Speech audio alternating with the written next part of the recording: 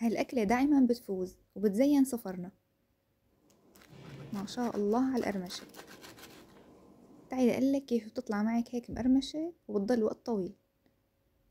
شوفوا الحشوة ما شاء الله كان بتشهي، حتى شوفوا اللون.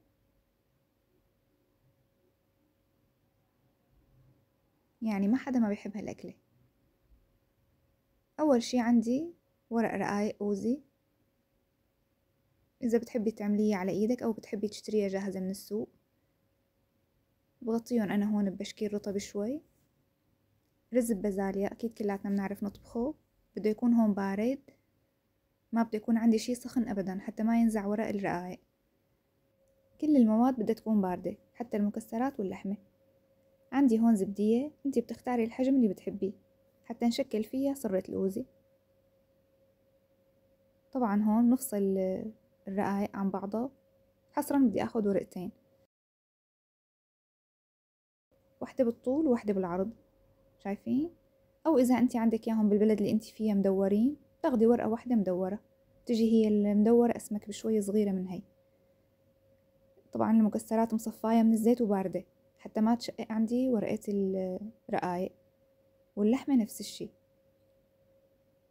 بس حطيتي المواد سخنة الأكل يعني مكونات بتفسخ وبتشقق ورقة الرقايق لو كانت تازة. بحط هيك رز ببازاليا بخليهم مفرفطين.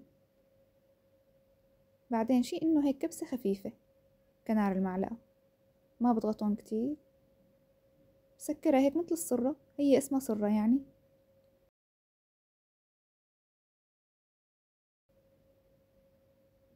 عندي صينية بحط فيها شوية زيت، بعدين شوفي كيف بقلبها، بحط كف ايدي وقلبها هيك. ما شاء الله ولا أسهل ولا أحلى.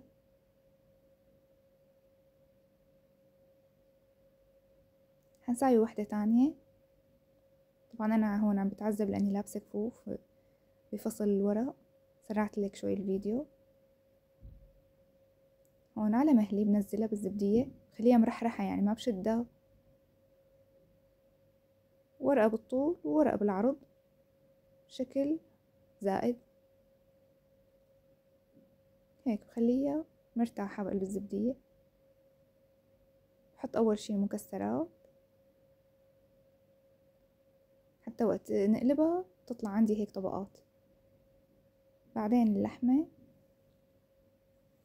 بعدين الرز ببازاليا. بتحبي تخلطي المكونات كلها مع بعض مو فارقة، بس أنا هيك بحب لاقي شكلها هيك أفخم يعني. شي إنه ضغطة خفيفة آخر شي. بعدين بسكرها، بس بضبهم على بعض وما بشد الورقة يعني، بس هيك وبقلبها. ما شاء الله وكان. هلأ هون عندي سمنة بدها تكون شوي دافية، يعني تقريبا درجة حرارة 40. كمان هيك بتعطيني قرشة حلوة وقت تكون السمنة شوي سخنة. وبياخدوا بالفرن يعني تقريبا شي 3 ساعة. انتي وفرنك هون ما فيني اقلك شغلة لانه مو اكلة حلو هي، يعني بدها نار قوية وبالرف الوسط. ما شاء الله. وإذا عجبك هالفيديو لا تنسي تشتركي بالقناة وتفعلي زر الجرس حتى يصلك كل جديد. وإن شاء الله صحة وألف هنا.